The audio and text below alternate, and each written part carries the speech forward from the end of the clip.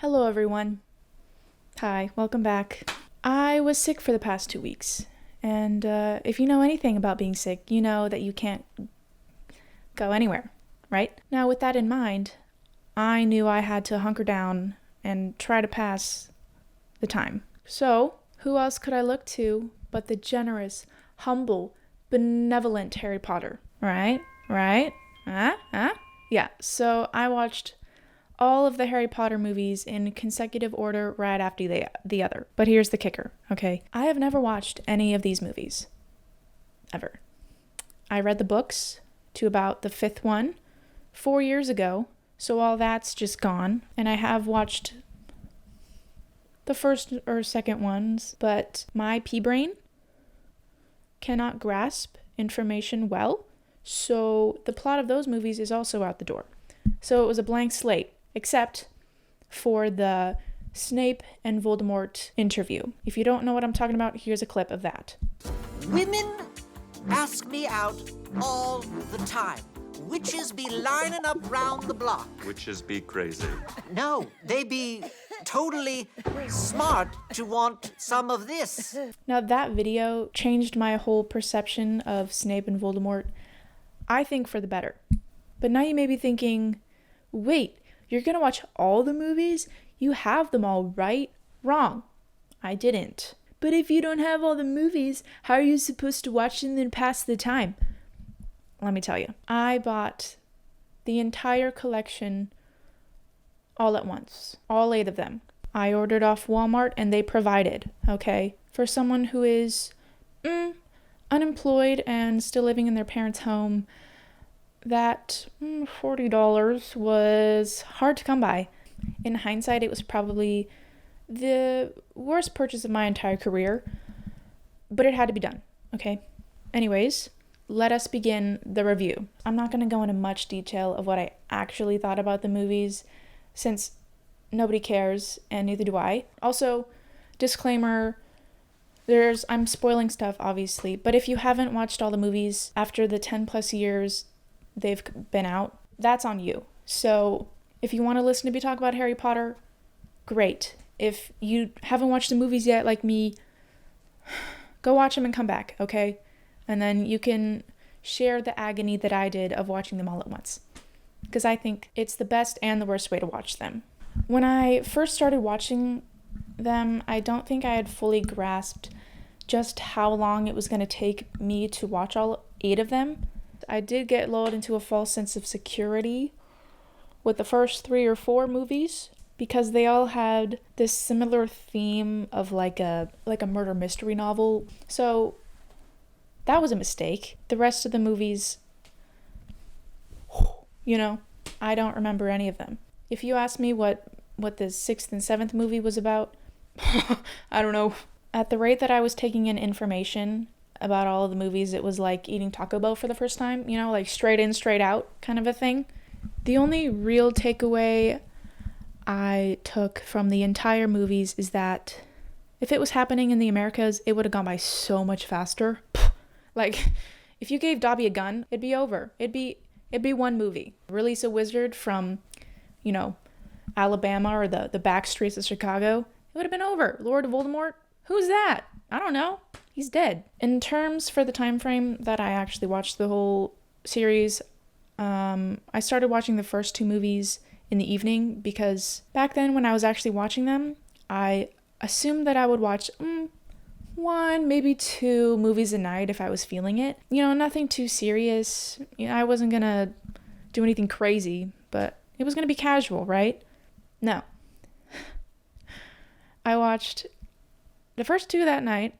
Then, as soon as I woke up the next morning, 9 a.m., I shot out of bed, and I just started watching movie after movie after movie after movie. It was insane. I couldn't stop myself. Harry grabbed the only 2 brain cells in my head by the balls and threw them into Azkaban. I was trapped. There was nothing for me to do. I couldn't help it. It was exhausting. I wanted to stop so bad, but I couldn't. After watching about 3 or 4 movies that day, I eventually had to go to bed because it was 1 a.m. and my body couldn't take it anymore, okay? I had to put them away. But I woke up early the next morning and finished the last movie. Deathly Hallows Part 2. My. What a movie it was. Whew. The only thing I remember from that movie is Voldemort's smile when he comes back after killing Harry, right? It did warm my heart, and I did become a Voldemort apologist for that time, just because of that beautiful smile on his face. Like look at that smile.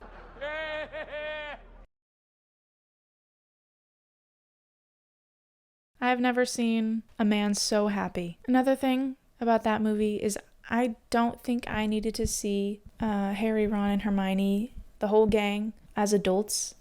Like, I didn't need to know that they had kids, because I hate kids, so why would I care that they have kids, right? It kind of ruined it for me. It made it all feel a little bit anticlimactic. Like, at least one of them should have died. They should have just ended it on the bridge after Harry broke the Elder Wand. That would have been good. I should have just stopped watching it there. I thought it was over, but it just kept going. They were all ugly. Same with their kids. Now, after watching all the movies, I did have a few side effects.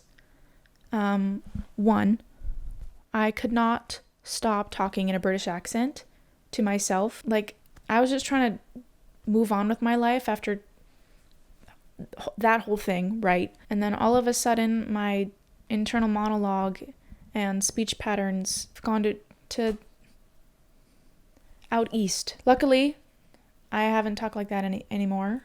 I do sometimes, but I think it's a process. Like, I'm slowly weaning myself off of the accent. But now, I know that if I ever need to whip out some crazy talent out of my back pocket, I could just pull out the accent. American children would eat that shit up.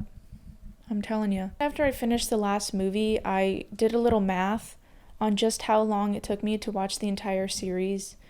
And let me tell you, it was 20 hours. Yeah. It took me 20 hours to watch the entire thing. Like, are you kidding? Do you know what I could have done? I did a little digging and figured out that from where I live, I could fly to New York, sightsee for a little bit, fly back, and still have a few hours left to kill, okay? It might not be a fulfilling trip, but it's better than watching the entire Harry Potter series. Right? In 20 hours? I could mow 12 acres of lawn with a Green Machine 62-volt cordless 3-in-1 high-wheel push-walk behind mower 22-inch cutting width with 4 battery and charger. And according to my calculations, that's about 11 football fields. Hell, if you gave me 20 hours, I could kill Voldemort myself with these fists. But I didn't. I watched Harry do it. In the end, I truly believe that it was not worth it whatsoever. I was sick when I started watching them, and I was even sicker when I finished watching them. But I wasn't sicker physically. No. This was a deep, emotional sickness. Okay? 20 hours straight of Harry Potter does things to you. By movie 5, I believe that my soul had already left my body. Like, that's why I can't remember 5, 6, or 6, 7, 8, whatever. I was just gone. I was gone already, emotionally. I just couldn't take it. I think when I finally schedule my first therapy appointment, this will be the first thing that they hear about. Because it was a lot. I think another thing that I learned, and the moral of the story, is that no white man is worth wasting 20 hours straight of your life for. Ever. So if you were to take anything away from this video, it would be that. If you like this video, subscribe. Hey, and if you tune in next time, you'll hear me rant about watching all 9 of the Star Wars movies in consecutive order. For God knows how many hours that is. 24? I could do an all-nighter. I can make that happen. No, I don't think I will. Well, anyways, goodbye. Until next time, my friends.